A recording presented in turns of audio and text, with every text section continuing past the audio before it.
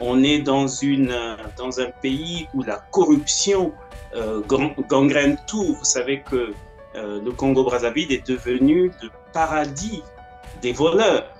Et juste si je vous prends ce petit référentiel de l'école, vous verrez que c'est une catastrophe. Et donc, à partir du moment où l'école dans un pays ne fonctionne pas, ben, qu'est-ce que vous pouvez faire pour les générations futures, Monsieur Perrin, puisque les jeunes qui vont arriver, qui seront des adultes dans quelques années, n'auront pas été bien formés. Donc, on est en train de détruire tout un pays, toute une population. Vous savez que la force d'un pays, c'est l'éducation. Je vous prends l'armée. L'armée aujourd'hui, elle est constituée, elle est à dominante ethnique. Elle n'est pas républicaine. Une armée qui n'est basée que sur des affinités ethniques. Vous avez tout le haut commandement de ce pays, le haut commandement militaire, qui n'est constitué que sur la base de la tribu. C'est pour ça que je vous disais que M. Sassou Nguesso a transformé le pays en paradis des voleurs. Et donc, à partir de ce moment, vous avez des gens qui ne vivent que par le vol. Quand vous êtes à Brazzaville et que vous ne volez pas, vous êtes une espèce en voie de disparition. En réalité, il n'y a pas de politique médicale au Congo. On vit dans un pays où, il y a quelques années, on pouvait se soigner à peu près correctement. Aujourd'hui, c'est une catastrophe. Et donc, que voulez-vous? Monsieur Sassou Nguesso est revenu au pouvoir pour se goinfrer finalement avec sa famille, avec ses parents, et il a abandonné tous les secteurs de l'État. Et comme je vous le disais tout à l'heure, il a fait du Congo le paradis des voleurs. Le Congo est devenu le butin de guerre de Sassou Nguesso. Vous savez, on ne va pas être manichéen. Il est possible de prendre le pouvoir par la force. Il y a des dirigeants qui l'ont déjà fait sur la planète Terre. Monsieur Sassou Nguesso n'est pas le premier dirigeant à prendre le pouvoir par la force. Mais après, quand on a pris le pouvoir par la force, il faut démontrer qu'on est capable de gérer le pays. Et ça, pour gérer un pays dans de telles conditions, il faut de la dignité. Il faut que le président lui-même soit digne et qu'il ait des ministres dignes et qu'il mette en place une vision pour le pays. Il va falloir qu'un jour, des esprits éveillés reprennent les choses en main et nous débarrassent du verre. Les discours de Sassou Nguesso, plus personne ne les prend au sérieux au Congo. En 2017, M. Sassou Nguesso a déclaré qu'il allait faire un audit sur la corruption et la gouvernance. 2017.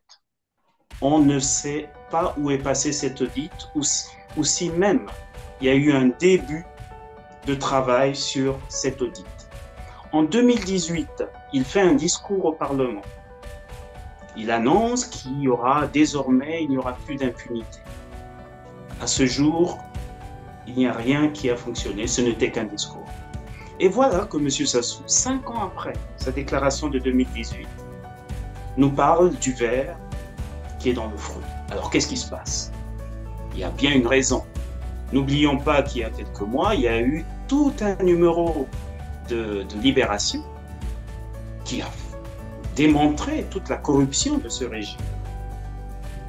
On se demande d'ailleurs, M. Mongala, porte-parole de ce gouvernement, avait dit qu'il porterait plainte contre Libération.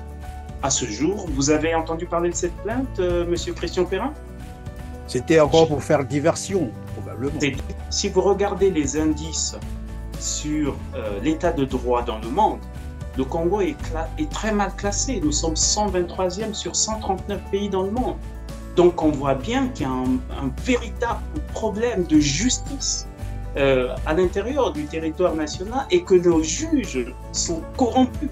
Il y a quelqu'un qui m'a dit, lorsque Satan punit ses anges, c'est que ces anges commencent à faire le bien. M. Sassou, sur 63 ans d'indépendance, a géré le pays 40 ans. 40 sur 63, c'est à peu près 60%.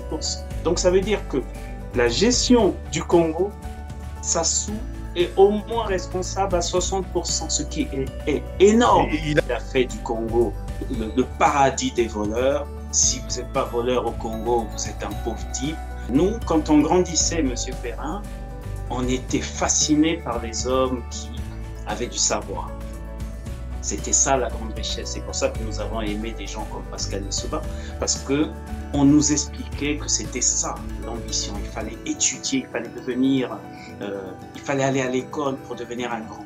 Aujourd'hui, M. Sassou Nguesso a cassé ce système, il a transformé la société congolaise. Aujourd'hui, l'homme, le grand, celui qu'on doit imiter, c'est le voleur. Et voilà où on en est. M. Sassou Nguesso reconnaît que son régime a entraîné la faillite de l'État congolais. Il reconnaît son échec. En fait, ce que vous devez comprendre, M. Perrin, c'est que M. Sassou Nguesso, il est le garant de la justice congolaise. Selon sa constitution, son chiffon constitutionnel de 2015, il est le garant de l'indépendance de la justice au Congo. Autrement dit, si la justice congolaise fonctionne mal, c'est lui le principal responsable. Il est responsable de l'état de la justice au Congo. Il est responsable de l'état de la corruption au Congo. C'est lui qui nomme ses parents à des postes clés. C'est lui qui met sa famille au pouvoir. C'est lui qui les met à des postes où ces gens volent des milliards et des milliards. Monsieur Sassou Nguesso est responsable de la situation du pays. Il est responsable de la justice. Je suis convaincu, de la même manière que M. Sassou Nguesso le dit, que le ver, il est bien dans le fruit. Mais sauf que, pour moi, le ver, c'est M. Sassou Nguesso. Il est dans le fruit du Congo. Il faut donc le retirer si un jour on veut que le pays aille vers une nouvelle voie. Retirons Sassou Nguesso, le ver Sassou Nguesso, du fruit congolais et vous verrez que le pays va redécoller. Un chef, il doit d'abord se transformer soi-même. Un chef, c'est d'abord quelqu'un qui a une dignité, dont l'arbre moral est droit. Mais à partir du moment où un chef est lui-même dans les biens mal acquis, comment voulez-vous qu'il dise à un ministre, monsieur le ministre, vous avez une maison en France. Comment vous l'avez eu? Puisque lui-même pratique le même système. Et donc, vous voyez que M. Sassou Nguesso n'a pas la crédibilité pour amorcer un changement dans le domaine de la corruption au Congo, puisque Sassou Nguesso et la corruption, c'est un. Ils forment un.